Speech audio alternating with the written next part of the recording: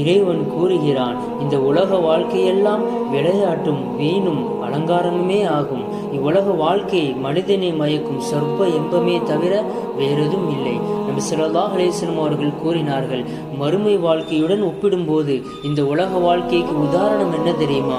உங்களில் ஒருவர் தமது விரலை கடலுக்குள் விட்டெடுத்து பின்பு அந்த விரலில் எவ்வளவு நீர் ஒட்டி கொண்டுள்ளது என்று பார்த்து கொள்ளட்டும். அந்த சொட்டு நீர்தான் உலக வாழ்க்கையாகும். மறுமை என்பது கடல் போன்ற முடிவில்லாத நீண்ட வாழ்க்கையாகும். 5 ரூபாய் மதிப்புள்ள பேனாவுடன் 50 ரூபாய் மதிப்புள்ள பேனாவை ஒப்பிட்டு பார்த்தால் இரண்டாவதன் மதிப்பு நம் கண்களுக்கு மிக உயர்ந்ததாக தெரியும். அதே சமயம் அதன் அருகில் ஒரு தங்க பேனா வைத்து பார்த்தால் அந்த 50 ரூபாய் பேனாவின் மதிப்பு நம் கண்களுக்கு எவ்வாறு தெரியும்? அற்பமாக தான் தெரியும் அல்லவா? அதே போலதான் சொர்க்கத்தில் என்ன இருக்கிறது, அது எவ்வளவு உயர்ந்தது, எந்த அளவு சத்தியமானது என்பதையெல்லாம் அல்லாஹ் நன்கறிந்துள்ளான். இதனால்தான் உலகம் அவனது பார்வையில் அற்பமானதாக இருக்கிறது.